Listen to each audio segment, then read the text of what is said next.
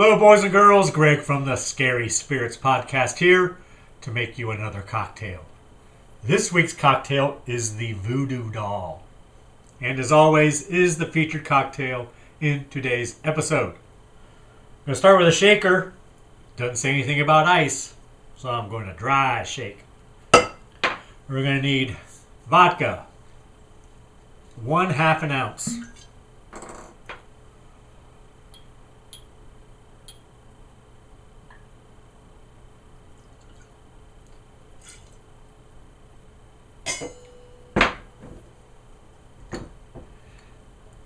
Next,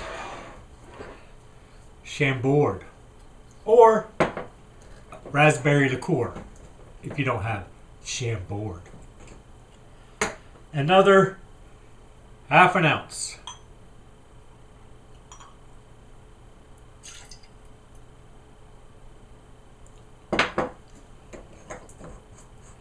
Next, it says to add orange juice and cranberry juice until desired taste. Okay. I'm just going to add 1 ounce of each. See what happens.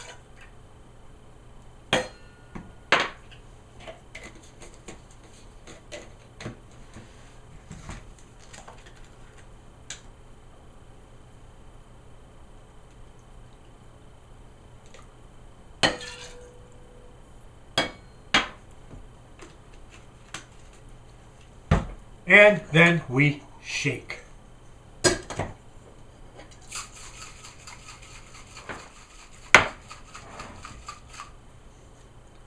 Finally, we serve with ice in a cocktail glass.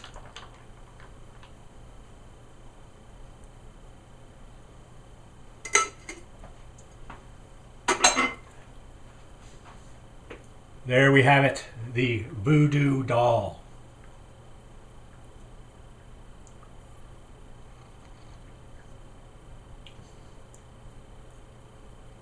It's pretty good. Not like a lot of alcohol though, but still pretty good. Thanks for watching. Hope you enjoy the podcast. See ya. When we get older, as we do, we might start to think about our own mortality. And that is no different for Stephanie in this week's episode of the Scary Spirits Podcast, The Witches from 1966. In the ultimate example of thinking youth is wasted on the young, a, let's say, older woman decides she wants a young virgin's body. To continue her quest for knowledge, of course. Why else? But here's the thing. Every townsperson just goes along with the plan and helps her. I don't know about you, but if I'm going to dress in rags and eat dirt like they do, I want to get something out of it. Maybe a few extra years myself. Is that too much to ask? 6 months? I think I would deserve at least that much. A girl can dream. Cheers. Welcome to the Scary Spirits Podcast. Please be advised that the presenters may use adult language and/or discuss adult situations. This podcast is not intended for younger listeners or those that may be easily offended. So, if you're ready, let's go.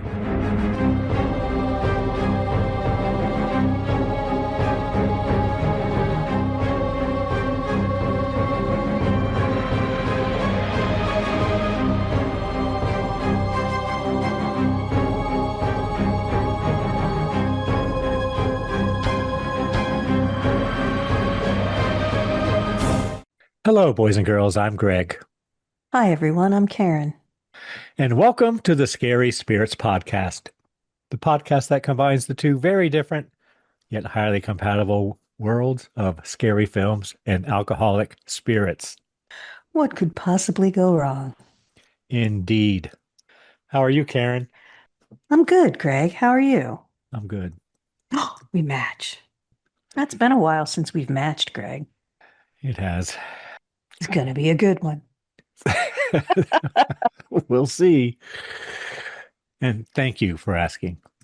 That's what we do.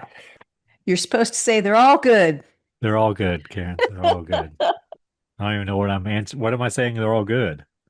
I said it's going to be a good one. Oh, yes, yes, Yeah, I yes. said they're Oh, they're all good. Karen, they're all Maybe good. maybe they're not going to be all. Maybe it's not going to be a good one, Greg. I'm getting a sense here. Hang with us, people. Are you ready for March sadness, Karen? Well, I want to see how fast I can go out this year. It's usually by weekend two, sometimes weekend one.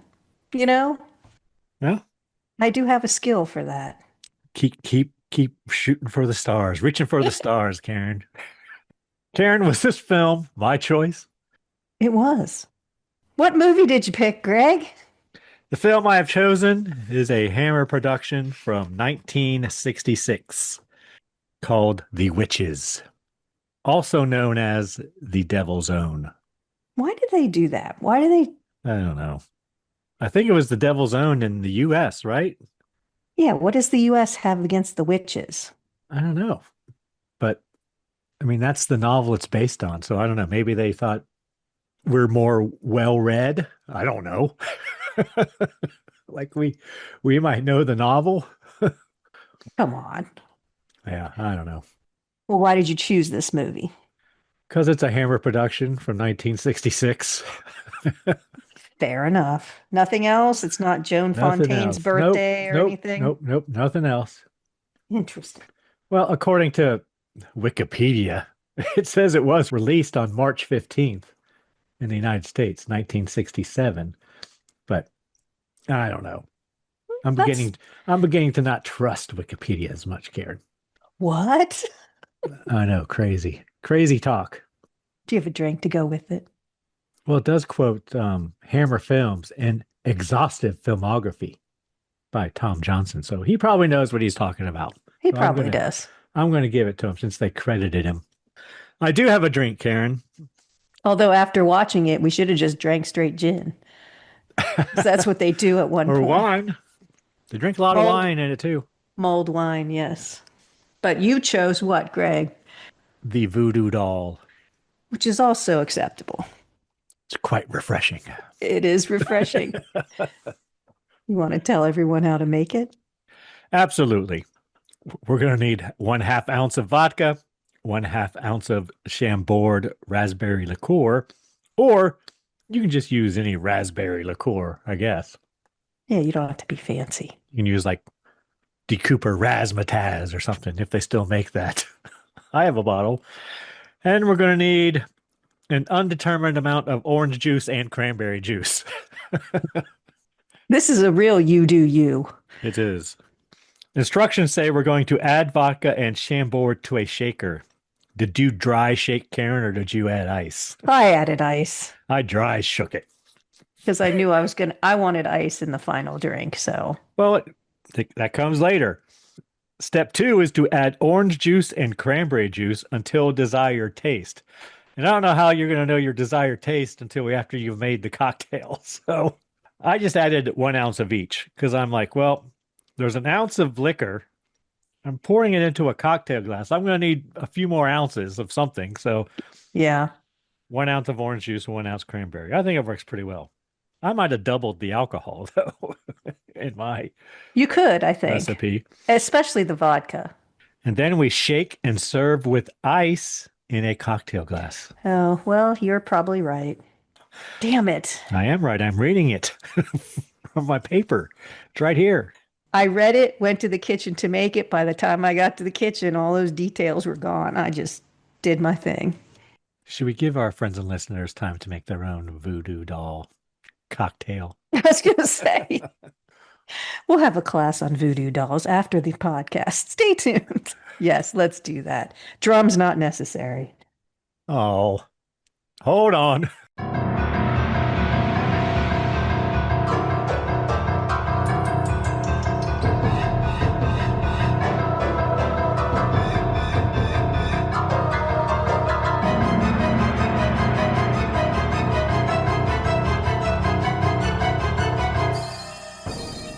And we're back.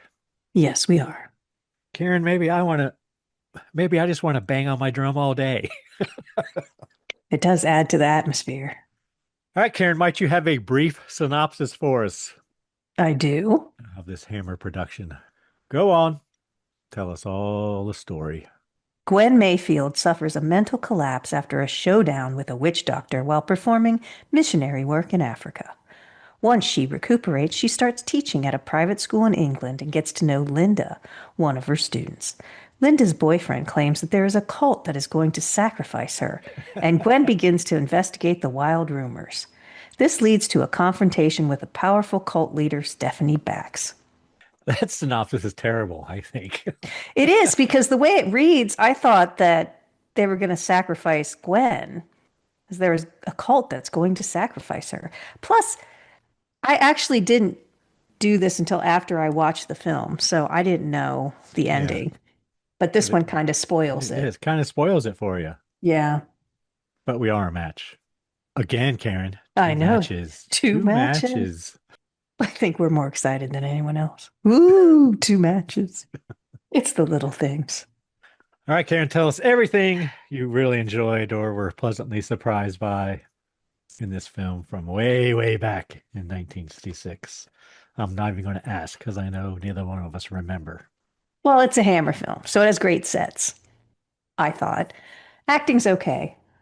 I will say, as I just alluded to with the synopsis, I didn't realize that Stephanie was going to be the one who I got an inkling a little bit towards the end, but I did not guess that ending. So She seems very eager to write about witches at one point. Yeah, but I didn't Apparently she has written about them before. I didn't really feel like she was the one who was going to be master of ceremonies. I mean, if I had thought about it and now that I know, I see the clues, but I guess I just didn't see it. So it's kind of nice that it surprised me that way. I mean, I kind of sensed she was involved, but I didn't think she was the bigwig, you know? But then I didn't know who would be. I thought maybe I don't know. Granny. Maybe Granny. But she talks to cats, Karen. She does. I mean, that's good enough for me. It's Wicker Man again, kind of a little bit shades of Wicker Man. And wasn't there another one we watched where somebody cut themselves and the blood destroyed the ceremony and ended it? Is that a thing? So. Like, I don't. Sounds very familiar. Can't tell you which one, but where they were building the monster out of human parts. Remember, what was that one? They were building the Blood on Satan's Claw? Yeah. Oh. I think that stopped the ceremony too. I know you guys don't know what I'm talking about, but well, of course they know because they listened to the Blood on Satan's Claw episode. It wasn't but a few weeks ago. But it's the same way to stop the ceremony. So I was just wondering if it was a thing. And that film is not a Hammer film. It's Hammer-esque, though. Yes. So I think the story's interesting, but they don't really tell us enough of it. But I don't want to get into that because that's something I don't like. But it's good. I guess it's horror because they're witches, but it's more thriller than horror. There's a lot of tension, kind of, but not a lot of. Well, that's all I've got. Is there anything you liked about it? So the first thing I wrote is I didn't write anything until almost the very end. I wrote the story is interesting. And then I wrote it's got all the Hammer stuff. It's got the sets, got the acting, got the bad blood, got the costumes. I will say this isn't really as much of a period piece as it's not. But it's more 60s. It's got I think if you watched it again, I think there are more clues throughout the story. I didn't really notice until the end, the butcher, when he skins the rabbit so efficiently, and then she wants to have the skin of the girl to dance in, he's gonna butcher. There's things that kind of foreshadow what's going to happen, and I think there's probably more than I saw kind of sprinkled through there. So I think it's kind of not a mystery, but it's got the inkling of clues throughout it, I think, is the best way I can put it. I also wrote it's folklore. It put me in the mind of the Wicker Man, Blood on Satan's Claw, which is also a folk horror Well, and the one film. we just watched with Sharon Tate. What was that one? With the vineyard. Is that Eye of the Devil or something like that? Yeah, Eye of the Devil from 1966 as well. And oddly enough, The Blood on Satan's Claw was the episode right before that. We've been on a folk horror thing here for a minute, apparently. That's all I wrote. It's fine. Yeah, I don't disagree. It's fine. Anything you did not care for, Karen? Well, I would have liked more of a story.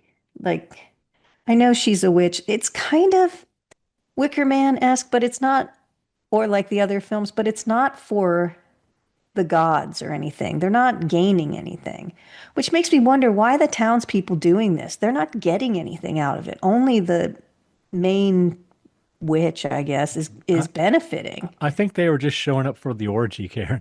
But they all had tattered the ending is weird. Weird. Very strange. They're all in tattered clothes and rolling around in the mud. And then are they eating poop or is it mud or what is it? And she's making them dance. It's just, and it goes on for quite a while. It's like 10 minutes of it, of just this weirdness. I don't know. It's just very strange ending. I didn't like the ending so much. I think the acting's okay. I think there are better actors in other films. And the funny thing is, Joan Fontaine is, I mean, she's a very good actress, but she seemed very frazzled the whole time, which I guess is what she's supposed to seem like, but she was very one note, I felt like. Yeah, and I believe I read that this was her final film. It is, yeah. And so the same, that's, I guess, what I'm with the acting. The acting's good, but they're all one note. There's nothing like the brother Alan is just weird and wants to be a priest. The sister is smart but then, of course, wicked. And then Joan is just barely holding on to sanity the whole time. And Granny is, I don't know. There just doesn't seem to be a lot of character development. I mean, it's an hour and a half. It's long enough. It's not too long. But I think they could have worked in a lot more information in that hour and a half instead of spending 10 minutes of people. Why are they in rags? Why are they rolling around on the ground? It made no sense to me, the ending. Why she needed those people there when they don't get anything out of it. I'm not rolling around on the ground in rags and eating dirt if I'm not going to get something out of it. I'm just saying. I don't know about you. Maybe that's your thing, but I want a reward if I'm going to do that. Is there anything you didn't like about it? I just thought there was holes in the story. Like the first thing I wrote is they have lots of faith, or Stephanie has lots of faith in Gwen. Like that you're one of us now. Well, that was funny. You're going to do everything we do. Welcome. They pushed her head down on the symbol and that was it. She said some Latin. You're one of us. Like, that didn't take much. No. She trusts her, and Gwen comes up with answers that aren't necessarily obvious. So I don't know. It's definitely holes in the story, I would say. I think they're trying to make us think that because, Gwen was actually in Africa and was chased out by voodoo priests or whatever, that she knows something about this shit. I guess, yeah. I wrote the ending drags. She's making him dance for 10 minutes. Dragged. Yeah, because I thought it was about to end and there were 20 minutes left. I thought, okay, we're about to wrap this up. Yes, and I'm if like, it would have wrapped up then, it would have been fine. So it's a little long, I think. It just drags to the end. Well, that's what they had time, though, to put in more information. And somehow the whole thing about her losing her memory and going to the nursing home, we need that. Why did we need that? That was there's just that whole part could have been cut out. She could have just waken up after they drugged her and. Yeah, it doesn't really make any sense. Why? I mean, I missed the point of that. Why did they try to send her back into a nervous breakdown? I assume the townsfolk did this? No, I think they drugged her and then she had, I don't know. I think she imagined it? With the voodoo stuff in the room? Yeah. I don't know. I don't know if that was her mind or, I mean, I don't know how they would get the exact same things. They did pick her because she was fragile. So it was like they wanted Well, her to did be they? there. I don't know if they did or not. No, she asks her and she says yes. But what did they even need her for? Why did she even need to be there? They just need a teacher that wouldn't tell on them? I don't know. Like, she's not even necessary to the story. She's not. I don't really. It's like, or unless they said, let's see, we need someone who could possibly foil our plans to make it more interesting. Yes. I mean, she's supposed to lead the ceremony, I guess, but there are other She people there who, doesn't. no, and there are other people there who would be willing. So Stephanie just tells her to bring her up when the time is ready, but she doesn't even need to do that because I if guess she Stephanie doesn't, has Linda in a yeah, trance and she just does it. She just walks up the stairs. Whatever. yeah, it feels thrown together, I guess, is my final opinion. It's okay. Like, it's fine to watch. I didn't hate watching it. It was interesting and kept my interest. It's almost though like if you walked out of the room, if you were just doing something, you walked out of the room and you came back and the ending was on, you'd be like, what the hell is this? What is happening? She's in the nursing home recuperating. All of a sudden, we're going to split open a girl, and this other lady's going to wear her skin so she can dance. She says it multiple times. A new skin to dance in, or something. It was weird. I mean, it is an interesting thing where she says she's been a lifelong learner, and now that she's older, she kind of knows how to learn, and she's at her peak of learning, and her intelligence and all of that. And then as you get older, you have less and less time to learn things. So it kind of makes sense, her logic of getting back into a new body so she can learn even more. But it's just not executed well at the end, especially. I was kind of laughing, like, what are they doing? It's like a dance number at the end. It's choreographed. I mean, I think that's a first for a Hammer film in any that we've seen, where the whole cast is doing something. And before I even watched this film, while I was looking for it to watch somewhere, I was thinking, I even made a note here so I would remember. Why is this so hard to find? Is this going to be good like a lot of the other ones that are hard to find and we don't know why it's so hard to find? Yes, ladies and gentlemen, it's very hard to find. Greg found it on archive. I couldn't even find it. And the archive copy is not really great. It's not. Yeah, it's probably distracting. It is a little, because sometimes you can't see stuff. Like you can't see, yeah, and you can't see the cinematography and all that, Right. Because it's kind of pixelated and grainy a little bit, but it's there and it's free, and it's the only place you can watch it apparently. Unless you want to watch one with Russian subtitles, and I'm not sure that's safe. I did click on it and I thought, oh, I'm doomed.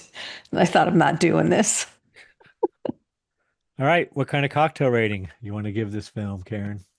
A hard one. I'm almost leaning towards a 4, only because we've given much better films 3. It's the only reason. I don't think it's bad. What do you think? I'm okay with the 4. I also wonder if maybe since, like I just said, the copy wasn't so great, if Could be. we would have liked it better if it was in Technicolor and, whatever. Well, yeah, could have appreciated the shots and High stuff. definition. Well, maybe, but I think we've given better films than this 3s. And since we don't do halves or whatever, I think it's a 4. But it's not a bad 4. It's just weird. Much like Night Creatures, which we gave a 4 to, just because it wasn't horror. No, Good but film. with a title like The Devil's Own or The Witches, it is folk horror sort of, but there's no connection between what they're doing and the harvest or the old gods or whatever. So what's folk horror about? It's just some crazy Yeah. old lady who wants to be young again. I mean, that's all of us. I mean, I'm not willing to skin someone to do it, but That's why I put all these lovely creams on my face, you know? It's not going to make me live longer, though. All right. 4 cocktails. Would you like to hear a review from the time, Karen? I'm almost afraid to find out, but sure, let's do that. First, I have to tell you, this has a 5.8 out of 10 on IMDb, See, that's higher than I thought it would be. a 70% approval rating on Rotten Tomatoes. Really?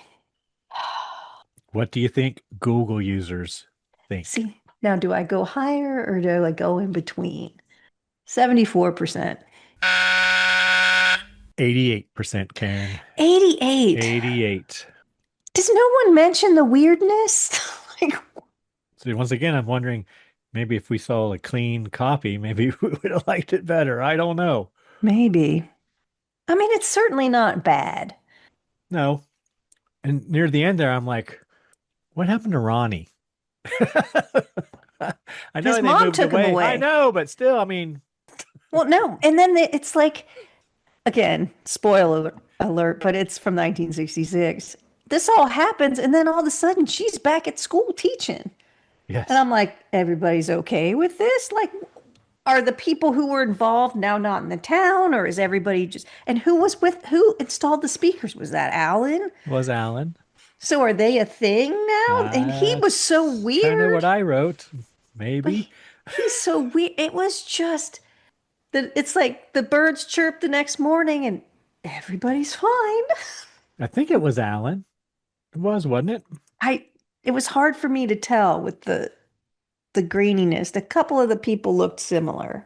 The Yeah. doctor looked similar to Alan for me. Yeah, see, that's the problem. So I couldn't tell I if think it was Alan. I'm pretty sure it was Alan. I couldn't tell if it was Alan or the doctor. Anyway, It was Alan, I'm sure. it's almost like she woke up from a dream and everything's fine or something. I don't know. It's just weird. Anyway, okay, what do you got in a review from the time? Karen, the review I have is from Variety. Uh-oh, big words coming. Dated, as they all are in the archive, December 31st, 1965. Despite a very professional cast, this Nigel Neal script from Peter Curtis's novel The Devil's Own doesn't spark off enough horror and tension to make the picture more than routine entertainment. This one has the air of a film that has lost its way. Joan Fontaine is a schoolmistress who endures a horrible traumatic witch doctor experience in an African mission. She seeks a new peaceful life in a British village as a headmistress of a local school, but she realizes that the village is under some strange spell. Sybil Frankel has directed the slightly phony script with skill, but mainly it is the acting that keeps this pick alive. Fontaine brings a sensitive air to her thespiaing, but there's not enough fiber in her role to give her full scope. Kay Walsh is excellent as the enigmatic journalist, and Gwen Francon Davis makes one of her rare screen appearances. See, I do think that's true. Is dominating as the grandmother. I thought the sister was good. She took a turn, and I think she had to act with what she had, but I thought she was the best. Stephanie, who was played by Kay Walsh. I thought she was the best. And I believe the actor is Cyril, not Sybil. Did I say Sybil? Probably did. It's Cyril, not Sybil. I want to give him his credit. Cyril. Oh, was that the end of the review? That was it. Oh, I was waiting. I thought. It's Variety. What do you want? All right, Karen, are you ready to get into it scene by scene? Or would you first like to tell us what film you have chosen for us next week? I would love to tell you what film I've chosen for next week. Go on. I have chosen Friday the 13th from 2009, I think. Is it from 2009? I You can believe pretty it. much pick any year and you're probably going to be right. Well, there's a lot of them. I think this might be the last one, though. Yes, 2009. Is that the last one? I have no idea. Because then we'd have done the first one and the last one. That was my plan. But if it's not the last one, I apologize. But Any reason you chose this film? Well, if you listen in order, this one will come out on March 11th, and 2 days from then will be Friday the 13th. Dun dun dun. Another Friday the 13th. It's 2 months Yeah, in a row, Karen. 2 months in a row. The 2009 is a reboot. but it's got a different story. So what does that mean, a reboot? It's the 12th installment overall. And apparently it was probably the last one. Jason's getting old at this point. Do we have a cocktail to go with it? We do. What would that be? It's called Jason Voorhees Crystal Lake Chiller. How would one make that, Karen? Well, you're going to need 1.5 ounces of blue curacao for the deep lake blue color, 1 ounce of vodka, clear like lake water. I don't know what lakes they swim in, but anyway, zero point 0.5 ounces of lime juice for sharpness, 0.5 ounces of triple sec. I just because there's no reason here. A splash of soda water to add a misty effect, and blue edible glitter to mimic the shimmer of the water under moonlight. And you can garnish with a sprig of mint to represent the forest around Crystal Lake. You need a highball glass, fill a cocktail shaker with ice, and pour in the blue curacao, vodka, lime juice, and triple sec. Shake vigorously until the mixture is well chilled. Strain into a highball glass filled with crushed ice. Top with a splash of soda water for a slight fizz. Sprinkle the blue edible glitter over the top to create a shimmering water effect, and garnish with your sprig of mint. Seems rather lanai. Yeah, this was the final one to be completed thus far. And it was released February 13th. Oh, well, we're a month off, but still there is a Friday the 13th. So There is. and that will bookend all the Friday the 13th. Don't want to do the other 10? Well, I'm not saying we won't, but trying to just close the chapter. All right. Ready to get into it, scene by scene, Karen. Let's do that. My voodoo doll has evaporated Already. We should probably have a break when it's a drink and you've like break time. Greg needs to make another voodoo doll. The Witches from 1966. We already said we both watched it on archive.org. It makes you wonder, why are some of these so hard to find? I mean, people seem to like it, 85%, and like what's the deal? I don't know. It was originally rated X in the UK and later changed to 12 in 2006. In the good old US of A, it was unrated, Karen. Unrated. It does, there was some warnings, I guess, I read for violence and gore, alcohol use, and frightening and intense scenes. Film starts on archive, and one of the first things we see is rated X. Yeah, you get hopeful. I mean, for a Hammer film, there isn't a lot of boobs or like, I guess, did they kind of change to that in the 70s? Because this had potential to have that kind of stuff in it, and it just doesn't. No, it doesn't. I mean, yep, at the very end, during the ritual or whatever, I believe Joan Fontaine is wearing a dress without a bra. But other than that, Oh, I did not notice. there's not really anything. But there's potential. There is potential. Considering how some of their other films go, I was wondering if they just started doing that in the 70s and their There 60s. are no Hammer Glamour girls in this. I almost wondered thought if that maybe the Linda. She's a very successful model. She looks like a very successful model. Yeah, and she was a ballet dancer as well. And now she has a yoga studio, Karen. Awesome. But yeah, she was apparently even on the cover of Penthouse. Oh, that kind of model or a fashion? No. She was more a fashion. model. Did ads for like perfumes and clothing and whatnot. But I found an image of her on the cover of Penthouse. Wow, I wonder how that happened. I was just scrolling through pictures. I'm like, what? Not our Linda.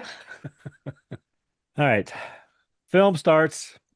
We have credits, and then we hear voodoo drums and see a voodoo doll. Then we see Gwen and a couple men packing up a classroom. They find the voodoo doll on a knife staked in the teacher's desk or Gwen's desk. I think it flies in through the window or something. Because she's trying to convince these two that are helping her pack up, who are tribesmen, that this they can't hurt you. This they can't eat your soul. Everything's fine. And then you hear this big thump, and it's a voodoo doll on a knife. Gwen starts putting stuff in front of the door to bar it. Men are afraid their souls are going to get eaten, just like you said. They jump out a window and leave Gwen That alone. was kind of funny. So then we see someone wearing a huge mask breaks through the door and Gwen screams. Yeah, we don't know exactly what happened there, but Then we have credits, the rest of the credits. And I made a note in the credits, it does say based on the novel, The Devil's Own. I wonder if the book would be better. I'm sure it is. They always are, aren't they? Yeah, usually. But I wonder what the ending is in the book. I'd be curious to see that. Then we see Gwen at a hotel, apparently. And I wrote, Reverend Allen meets her. He looks like a reverend. Yeah, he's got the collar Got a on. white collar on. Gwen has applied for a teaching position at Reverend Allen's private school. Reverend Allen asks her about her apparent breakdown she had while in Africa. So Because he says, thought, they have to. I kind of thought it was kind of odd that he asked that he would even know, right? I think she mentioned it. She says something about she explained it all in her letters or something, but And Reverend Allen gives her the job. So then I wrote, we see Gwen driving her Mini. And I wrote, I think it's a Mini, it's very cool. but it's not a Mini, Karen. Oh, it's not? It's not. It's a 1966 Riley Elf Mark II. I liked it. You do? I don't know how much it's How going to much cost. do you think you would pay for one now, Karen? In the States? Because Yes. it's did they make them here? No, they're English cars, but it's all I have is US dollars, so I don't know. $20,000. Wow, you got a really nice one, Karen. I did. Mint condition. So low retail is about $5,800. That's like a project car. Average retail is $9,000. High retail or restored, like mint, is between $12,000 and $14,000. Oh, I'm way too high. I overbid. I lost. Little high, Karen. Little I high. liked it though. It's a cute car. It was. I wouldn't want to drive it every day though. Looked a little rough. But when they do those, so when cars like that come over here, do they change the driver's side? No. So you have to drive. Yeah. Okay. I don't know. I don't know a lot about cars. Greg. Some English cars they make both versions. Oh, okay. You can get it with left hand or right hand driver or whatever. Because that seems like it'd be hard. Anyway, sorry. I digress. She arrives at the school. One of the girls meets her. I think it's Valerie, right? It's the maid. I think she's older. Yeah, she is older. She is. But I couldn't tell in my pixelized, grainy, I couldn't tell Yeah. how old she was. And she does say, well, because we learned Linda is 14 and 9 months, and she looks older than that. Karen. she does. And she also meets Dossett, the gardener. I didn't put that together until much later in the film that was Ronnie's dad. Like I didn't connect that he was the gardener until very late in the film. I got But it when, we learned from Grandpa or Grandma Jenny or whatever her name is. Valerie shows Gwen to her room. A stray cat comes in. I had a cat that looked just like that named Mo. It's a gray cat. Jesus Christ. It's a pretty cat. She asks to see the Reverend Allen. Well, first she asks about No, she wants to know where the rectory is. Rectory is, yes, that's what she And said. Valerie just looks at her like she's got 3 heads, and then she said, I guess the name of the house, right? Yeah. Or something. So, because she wants to see Alan. So then she goes to the house. Gwen meets Stephanie, Alan's sister. I wrote, apparently she's a writer. Yeah, a well-known one, because Gwen knows who she is. Stephanie offers Gwen some gin, maybe a dry martini. Yeah, because all she has is gin. That's it. No mixer. No mixer at Stephanie's house. She has plenty of fruit or something later when everyone's juicing themselves, I think. I know. All right, we'll get to it. We learned Spoiler alert. Stephanie apparently writes for the paper. The Sunday magazine or something. I don't know. Gwen asks about the church. Stephanie tells Gwen that Alan is not really a minister. Alan comes in. No, they go to him, don't they? No, he comes in. Oh. And he offers to, or maybe they do go to see They go to him because he's playing the organ. He's playing the organ or tape recording. We got lots of tape players in this too. The old reel-to-reel tape players. But Alan does walk Gwen home and shows her the church ruins. Alan tells Gwen how he wanted to enter the church, but he failed. And I wrote, Yeah. Alan seems very moody. Yeah, he wouldn't be good in a poker game. No, Gwen leaves him at the church because he just like shuts down on her. Yeah. Is this your first time listening to the Scary Spirits podcast? Or maybe you're a regular listener, but missed a few along the way. No worries. Not only can you find every episode on our website, scaryspirits.com, but you'll also get to enjoy awesome show notes too. I just want to say we really appreciate your support. Now let's get back to the show.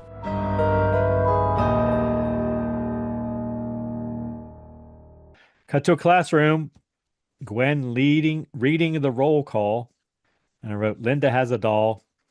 She's a kind of mean teacher. She's like, aren't you too old for a doll? Like she says, she just makes little snide comments to the kids throughout the whole school experience, which is kind of funny.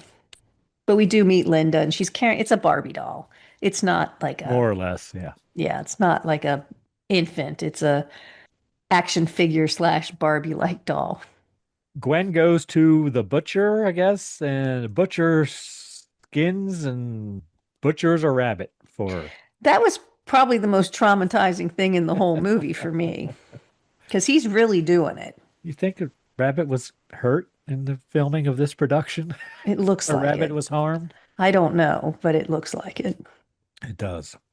Either it's fantastic special effects or Peter Rabbit bit it, unfortunately. Then Gwen goes to the grocery store, I guess, and Valerie offers to do her shopping for her. It's almost like an outdoor farmer's market, but yeah, I think it's a grocery store too. Shopkeeper comes out and chastises Linda and Ronnie, who we learn is Ronnie.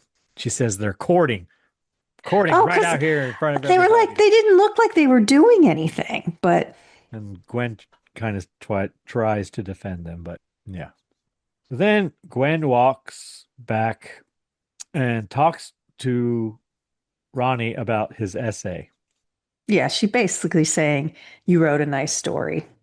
Next day, I wrote at school, Linda is absent. Nobody knows why. We see Gwen grading papers as the students are doing some work or whatnot. And in her stack of papers, she finds a note that says, Linda Riggs' granny treat her something cruel. With two L's. Like cruel. With two O's. Two O's, yeah. It might be KROOLL or something. It was CROOL, but still. After school, Gwen confronts Ronnie about the note. She wants to know if he wrote the note. She does say it's not your handwriting or your spelling, but did you write it? Ronnie says that he saw Granny put Linda's hand in a ringer. It's a mangle. They call it. I don't know what the hell that is. Well, I'll tell you, Greg. Oh, thank God.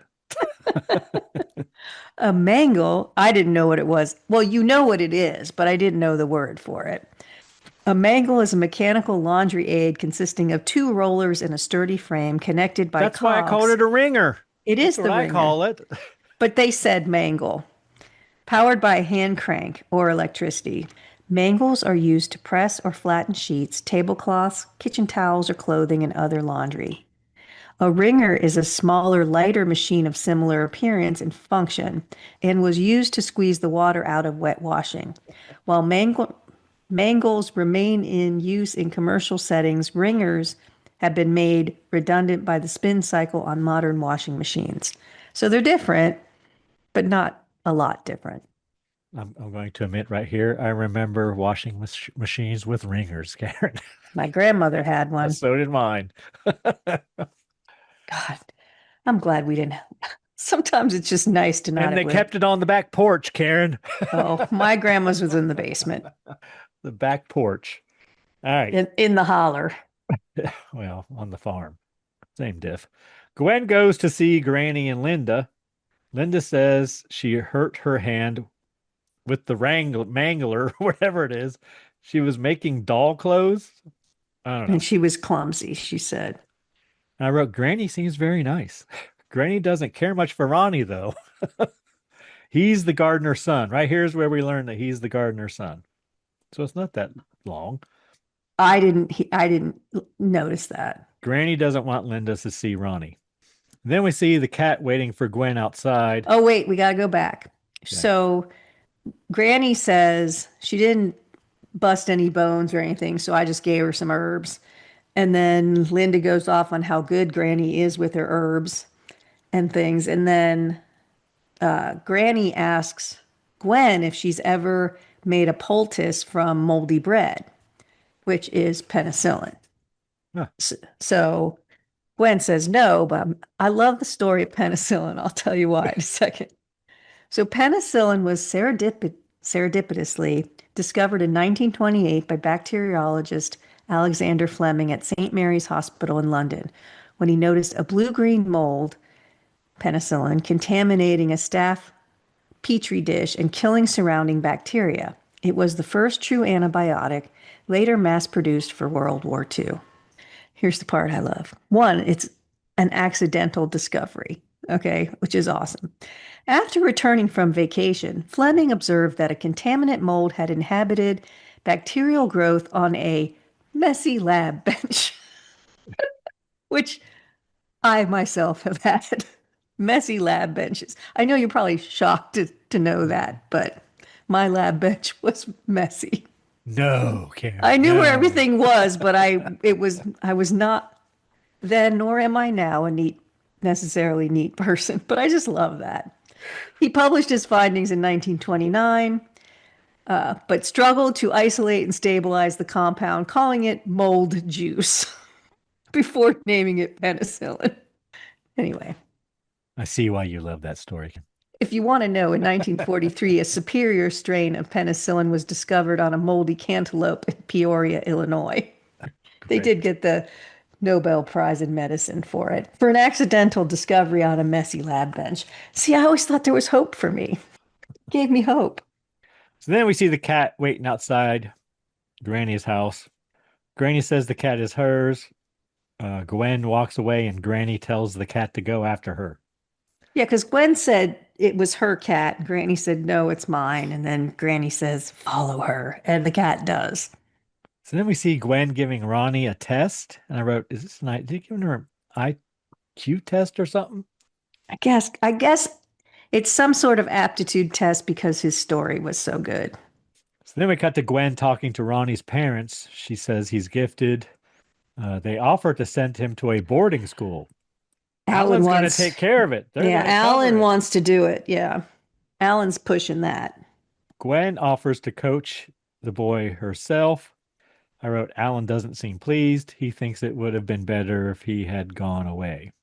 Yeah, because Gwen thinks he'd be overwhelmed. He's behind, but he's really smart. So she's saying it'd be better if he waited and she coached him for a couple months before they sent him away to boarding school, because then he'd fit in better. He'd be more caught up with his peers. But Alan's not happy about that. Then we see Ronnie at the store. He buys a Ken doll for Linda, since we called the other one Barbie. Yeah, it's a male doll, yeah. But it's not G.I. Joe. It's just no. Just a male doll. He gives it to her. They see Gwen approaching and they turn and walk in the other direction. Of course, Gwen sees them. I guess next day or something, Linda waits for Ronnie after school. Ronnie stays in and meets with Gwen. Yeah, they're doing their tutoring. Gwen tells Ronnie it might be better if he stopped seeing Linda. Yes, concentrate on your studies. Don't hang around with girls.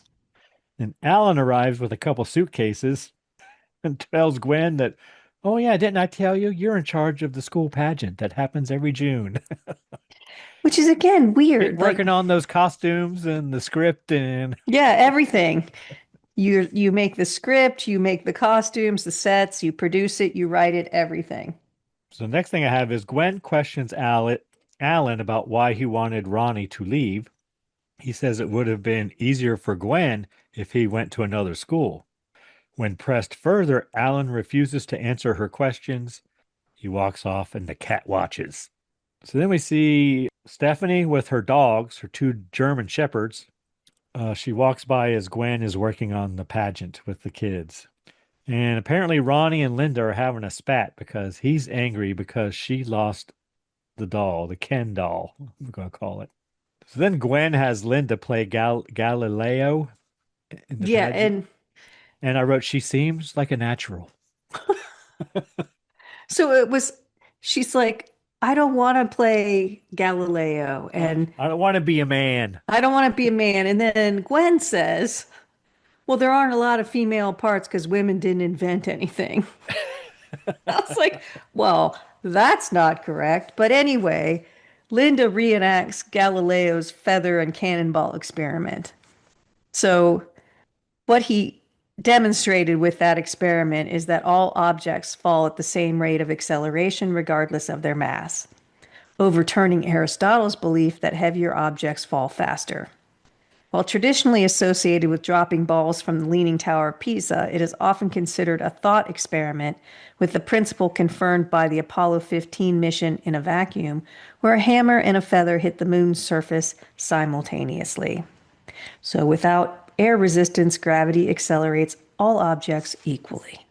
But she recites a poem that basically says that. Because gravity is a constant. Yeah. But she does get to wear a fake mustache while she does it. She does.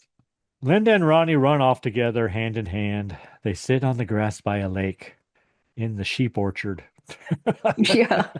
And Ronnie blows off his homework. Linda doesn't think Gwen likes her.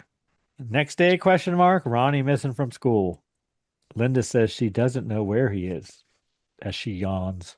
Yeah, I didn't get why she yawned. I missed something there. Okay. I was up all night making spells to curse him. I don't know. You know? So Gwen goes to Ronnie's house to find an ambulance there, and they're carrying him out.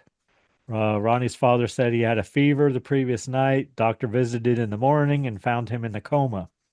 Mom and Dad just thought he was sound asleep. Ronnie's mom goes with Ronnie in the ambulance. Mr. Dowsett stays behind. He tells Gwen that Mrs. Dowsett got the shingles last year, and she thought that Granny Rigg cursed her with it. Cut to Gwen and the kids walking out into the sheep pasture to rehearse for the pageant.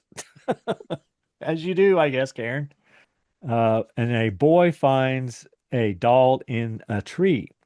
Gwen takes it down, and it's the Ken doll that Ronnie gave Linda, only it is stuck full of pins and its head is missing. That can't be good. Later, Gwen shows the doll to Stephanie. She says it looks like witchcraft to her. And Stephanie talks about an article she wrote about witches. And she says apparently older women like to get into the witchcraft thing, Karen. Yeah, because they need some power because their beauty is fading. Stephanie asks Gwen to collaborate on an article with her. They're going to write an article about witchcraft in England. And Gwen is very excited about this. I guess she always wanted to write an article or something. Next thing I wrote, it's a rainy day, apparently. Gwen is sleeping and she wakes up to see what appears to be a voodoo doll on her nightstand. But when her vision clears and Valerie comes in, it's just a feather duster, and it's Valerie's. But it seems on purpose, right? But how would they know what she saw in Africa? I mean, she wouldn't describe the voodoo doll. No. So do you think it was on purpose or not? I don't know. Oh, okay. But I know Valerie talks about Gwen taking pills. Yeah, I know. Oh, you're taking pills, I see. For a nap on a rainy afternoon, who needs to take a pill to do that? Nice little rainy afternoon English cottage seems like the perfect thing to do, take a nap. I need a pill to do that. I need two, probably. If you had nothing else to do in an English cottage, you'd still need a pill? I can't shut my brain off, Karen. I can't do it, especially in the middle of the day. Taking a nap? That would be heaven. You're right. It is hard to do. I don't know if I could. I'm big talker Betty Crocker, but I think I would like doing it. Whether I could or not, I Yeah, would. it sounds marvelous, Karen. It does One sound of those marvelous. heavy naps. That'd be Especially like, awesome. if it had a tin roof, ooh, with the rain. Oh, my grandpa had a tin roof, and I loved it when it rained when I was staying at his place. Anyway, we see Mr. Dowsett trimming the bushes. He tells Gwen there's been no change in Ronnie, or not really. Apparently, he's out of his coma because he did not recognize his father when he went to visit him at the hospital. But they're just running tests. They don't know what's wrong. He's just working to keep busy, I think. So then we see Gwen on the way to the hospital in her 1966 Riley Elf Mark II. And she passes Mrs. Dowsett. She's walking down the road. Like, is she walking home from the hospital? Yeah. She's just Gwen there. stops. Mrs. Dowsett tells Gwen doctors don't know what's wrong with Ronnie. Gwen offers to give her a ride home and pretty much insists, like makes her, like Yeah. drags her to the car. Gwen tells Mrs. Dowsett about the doll stuck full of pins they found.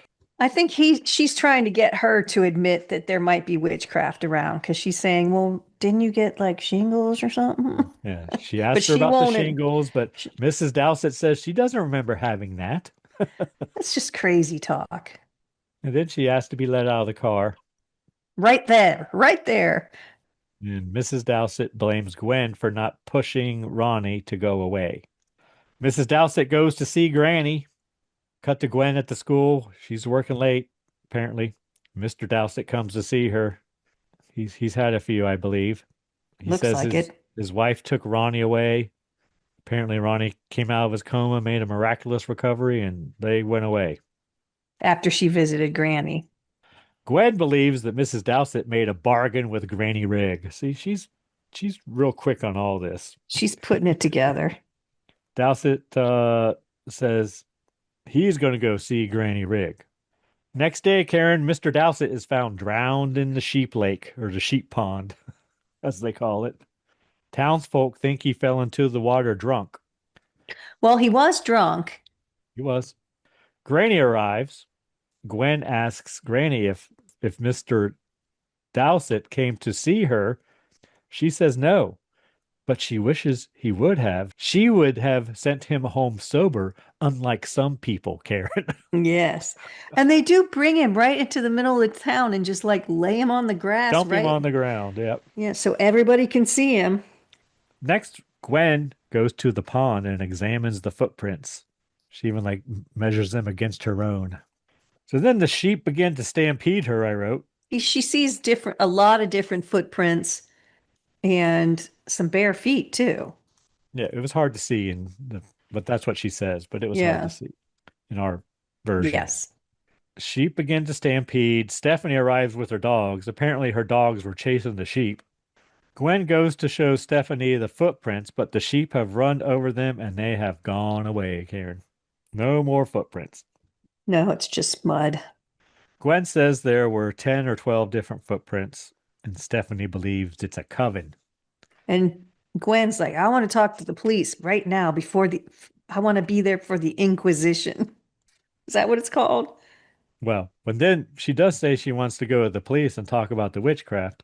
Stephanie persuades her not to. Then the police come to her, and then she says she will say everything she needs to at the inquest in public and in Inquest. front of everyone. Yes. Because Stephanie says if you just start spouting off about witchcraft, they're going to laugh at you. You need to make sure that you're right. So then we see Gwen at Stephanie's house being treated by a doctor. Well, wait, why is she being treated by a doctor? I don't know. Did I skip a page? Yeah. Stephanie says she needs to get some rest. I think they give her some drugs. Yeah. And then she has the dream with the same voodoo thing that came after her in Africa. And then when she wakes up, she's in the nursing home. So they give her something because she's upset about, Ronnie's I dad. did write down something day after tomorrow question mark. Something I don't know. I made a note of something about the day after tomorrow. That's when the inquest will be. Oh yes, the inquest. So then Gwen, after staying there and having a nightmare, fainting, blah blah blah, she wakes up in a hospital, apparently. Doctor arrives. He tells her she is in a nursing home. Gwen can't remember anything since she was in Africa, and the doctor gives her an injection. Yeah, so I couldn't tell. So she doesn't remember anything, but is it a year later? Yeah, Okay. he tells her she's been there a year, and she can't believe it. She doesn't So remember she just anything. woke up? Yeah, She's been in a doctor coma. tells her her memory will come back when it wants to, and he assures her that she has friends and they will always look after her. Because she's like, do I have friends? Do I know anyone here? Where am I? Is somebody taking care of He this? does say it's very expensive to stay here and somebody's paying for it. Then a nurse there introduces Gwen to the other people at the nursing home. Yeah, they're all old people. Cut to Gwen in her room, watches as a car drives up. It's the doctor and someone. She goes to bed. Doctor comes to check on her. She asks who was with him in the car. He says just a friend. Doctor then walks out of the room, and Alan is outside in the hall, and he talks to Alan. Doctor tells Alan he can go in and see her, but he doesn't want to. Cut to maybe a day later, I don't know. Sometime later, we see a little girl coming to visit one of the other residents at the nursing home. The little girl has a doll. Like a Barbie doll. Gwen sees this and starts to remember things. Nurse takes her back to her room. Then we see the doctor comes in, begins questioning Gwen as she plays solitaire. Doctor tells her it's time for her to leave. We're sending you to Cornwall to work on a farm. Won't that be great? Yeah. And then Gwen calls the doctor by his name, and he makes note that she has never called him that before. And she says she heard the other residents call him by his name, so that's how she knows it. Yeah, so let's just stop for a second and I'll tell you about Joan Fontaine. 'Cause I don't know where else to do it. Should have done it at the beginning. She was a British American actress known for her films during the golden age of Hollywood. This isn't our first Joan Fontaine film. No, it's not. I don't know if I talked about her before or not. She appeared in more than 45 films in a career that spanned 5 decades. She was the younger sister of actress Olivia de Havilland, and their rivalry was well documented in the media at the height of Fontaine's career. She starred in Hitchcock's Rebecca, which we watched, for Yep. which she received her first of 3 nominations for the Academy Award for Best Actress. The following year, she won that award for her role in Hitchcock's Suspicion. So she's the only person to win an Academy Award for a Hitchcock film. And she and her sister Olivia remain the only siblings to have won lead acting Academy Awards. She died at 96 years old. So this was her last film. She did go on to do television. But I will say, and this The is, Love Boat. She was in The Love Boat. well, who wasn't? Her hair looks so much better when she's in the nursing home than when she's the teacher. She has the helmet head through the whole when Yeah. she's the teacher and stuff. And in the nursing home, she has like natural hair. It looks really good on her. Yeah. So then Nurse brings Gwen her clothes. Gwen goes through her purse, but all her money is gone, question mark. I guess they're getting ready to ship her off to Cornwall. And then a van arrives. Gwen leaves her room and steals a gas mask, question mark, or some kind of mask, oxygen mask. I don't know. She asks the van driver for a ride. She says the doctor needs the mask fixed as soon as possible. So he agrees to give her a ride. Van leaves through the gate and Gwen hides. So then we see Gwen getting out of another truck, and one of the townsfolk drives up and almost runs her over, but offers to give her a ride. It's the butcher. And I wrote, is it the butcher? Yeah. That's what I said. Is that the butcher? So then he stops at his shop. Several of the townsfolk walk by and greet her.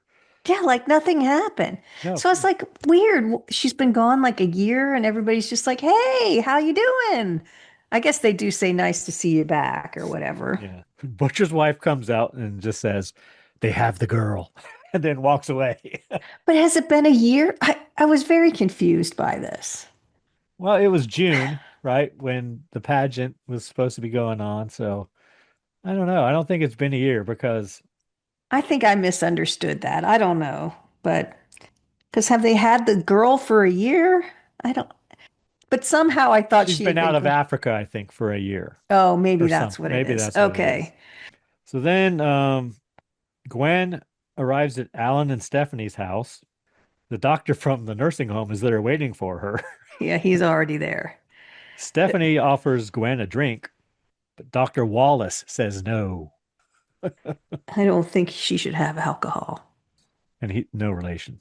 No relation. Oh, well, anyone related to you would not say no alcohol, Craig.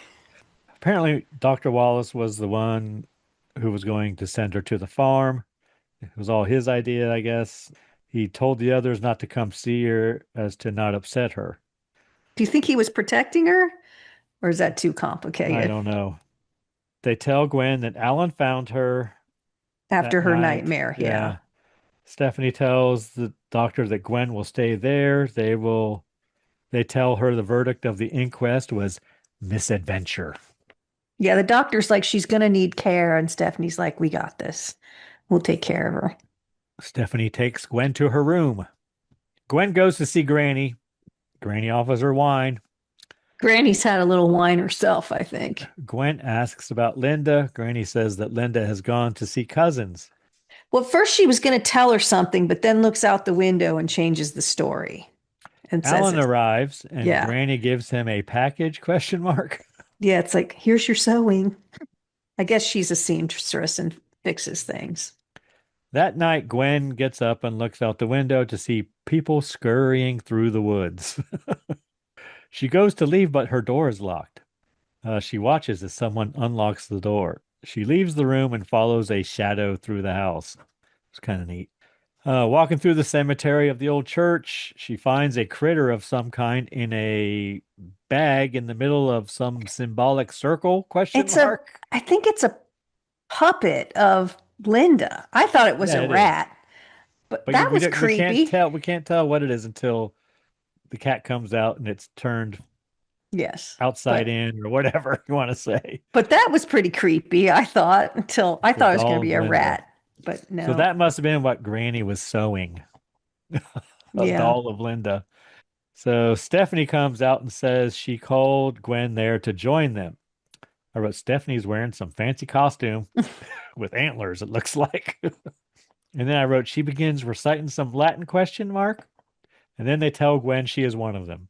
They push her on her knees and then they chant a little bit and then they make her bow down and they're forcing her to do all this. It's not like she's doing it on her own. Then they're like, okay, you're one of us. Let's go. Okay.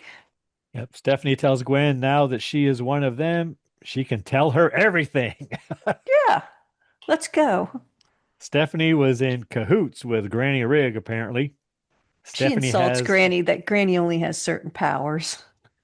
Stephanie has a quest for knowledge, I wrote, and she wants a second life. Think of what she could do with another life. Oh, the learning. Stephanie shows Gwen a book of Latin from the 14th century. That can never be good. A book of Latin from the 14th century. Apparently Gwen can read it, but yeah, Stephanie... she used to read Latin, so she just sits down, starts skimming it. Like, okay. Stephanie has translated Although, you know what? I did that one time because I took, as we've talked about, a lot of Latin in my life. And I came home from college and my younger brother was taking Latin and he didn't know. He just handed me the book and I was like, oh, well, this says the bear was going up the aqueduct. I did read it. Just like I read ancient Greek once when somebody, a computer class I was in, and that printed out in ancient Greek. And they were like, what? And I read it to them. I said, it says this. And they just looked at me like, whatever. Anyway, it printed wrong. I could read it and it worked. They programmed it in. Anyway, let's go. Sorry.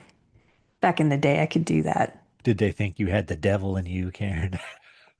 No, they Not actually, natural. it was a class run by a student teacher, and he brought me cookies at my job. So Oh, I think it impressed them. student teacher bringing you Yeah, cookies. that he made himself. Wow. I know. Sounds like a keeper. Mm, it's like, I can't, that was inappropriate. You can't go out with your student teacher. Anyway, moving on. All right. Stephanie thinks she is far superior to Linda. Linda is inconsequential. It doesn't matter Yes. about Linda. Linda's nothing compared to me. How can Nothing. you even compare us? And she says the ritual will happen on Lamistide, which is the next evening. Did you look up Lamistide, I Karen? did not. I thought it was made up. Is it not? No, it's not. It's a Christian holiday. It falls the halfway point between the summer solstice and the autumn equinox. Yeah, it's also known as Loaf Mass Day, Christian holiday. Not familiar. It is festival mark the blessing of the first fruits of harvest, Oh, well, finally, there's with a loaf of bread being brought to the church for this purpose. obviously they stole that from the old gods. Some neo-pagans have adopted the name and date for one of their harvest festivals. Oh, they adopted the name. So, well, some neo-pagans have adopted Oh, the new name. pagans. Yeah. Yeah. Traditionally a Christian holy day. But that's not, sure, it's a traditional holy day for Christians, but that definitely sounds like it came. It's pagan. Yes. Yeah. That's where there's the pagan link I was looking for. I just didn't connect it. I just wanted this to end already. I was like, come on, what's happening? Yeah. So then we see Alan listening to his organ music really loud. It's like, I don't always listen to church organ music, but when I do, so do my neighbors. Yes. I think when Alan's freaking out, he listens to church music. Stephanie and Gwen preparing for the ritual question mark. Gwen wants to see Linda. Stephanie keeps playing the tape of what she's translated the Latin to, and we learn the place of the ritual must be kept clean. Not a single drop of blood can be spilled on it. This is where we learn the girl has to be a virgin also. Yes. Stephanie shows. I Oh, think and that's she why needs, they were trying to break them up so that she would yeah, remain a virgin. yes. And then they need a sacrificial blade. And Gwen's like, well, you don't have one of those. And then Stephanie. Stephanie says, "Oh, yeah? Look at this." She shows Gwen the sacrificial knife that she got from Mexico. It's performed thousands of human sacrifices, Yes. Karen. And she keeps saying she needs a skin for dancing in. She says it like 3 times. So then Gwen asks Alan where Linda is. He doesn't say anything either. Then we cut to someone sharpening knives. Stephanie and Gwen go see Linda down in the catacombs. So she was down there in the basement. In a trance, though. She appears to be in some sort of trance. Stephanie tells Gwen to bring Linda up when it's time. See Stephanie and the coven in the church ruins. They put fruit juice all over themselves? Question mark. They're like squeezing apples and smearing the juice all over. It was so weird. A little overdoing it too, but Looks like it feels good though. They're enjoying it. Drums begin pounding. Stephanie says a bunch of Latin. And right here I wrote, they all eat worms or something? Question mark. it was dirt. Question mark. I don't know what it is, but it was weird. Gwen tries to get Linda to wake up. Back at the church, they all dance. But she's like the puppeteer and she's making them do it, but it's a choreographed dance, like you said. It's funny. Then, down in the catacombs, Linda rises from her chair and begins walking up the stairs. Stephanie leads them up to the church. Linda does some strange dancing around the others in the coven. Well, the men keep surrounding her at multiple times, but she's dancing. This is way too long. This part. Linda stands in the center of a circle and they all dance around her. She collapses. Stephanie takes the sacrificial knife.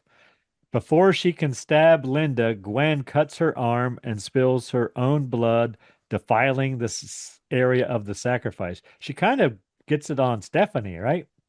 She puts it on her on purpose, I think. On Stephanie, her robe. yeah, Stephanie goes into convulsions and collapses. Linda awakes from her trance and Granny gives her a hug. And here I wrote, Stephanie gone? Question mark. Yes, apparently she's dead. So then we see Gwen back at school. I guess the fall semester is starting. Alan has installed a stereo system at the school so they can listen to church music, organ music. And then I wrote, apparently he and Gwen are married? Question mark. I don't know. Everything's just fine. I was like, this is so weird. The end. Credits. Definitely a bizarre ending, I thought. All right, Karen, anything we learned today? Well, we learned about Joan Fontaine, Galileo's feather and cannonball experiment, the difference between a mangle and a ringer, and how a messy lab bench and a vacation led to the finding of penicillin and a Nobel Prize. And you talked about the Christian holiday. What was it? I don't know, Lamestide or something. I did quote a Todd Rundgren song as well in there. Yep. Yeah, Lamestide. Yeah, because I know all those Christian holidays. Anyone you need to thank this week, Karen? Well, I want to thank our listener. You know why, Greg? Because there are a shit ton of podcasts out there, and we're really happy that you spend time with us. What about you, Greg? Who do you need to thank? Karen, I'm going to once again thank the band Verse 13 for providing all the music in the Scary Spirits podcast. The music definitely makes the podcast better. Anything else, Karen? Please drink responsibly. Yes. Thanks for listening to the Scary Spirits podcast, where the movies might be iffy, but the drinks are always solid. We would love to hear from you. You can find us on Facebook, Instagram, and YouTube at Scary Spirits Podcast, or go to our website, scaryspirits.com. And if you want the direct line, email us at info@scaryspirits.com. If you really want to help us out, leave us a review on Apple Podcasts. And remember, always drink responsibly. See you next week.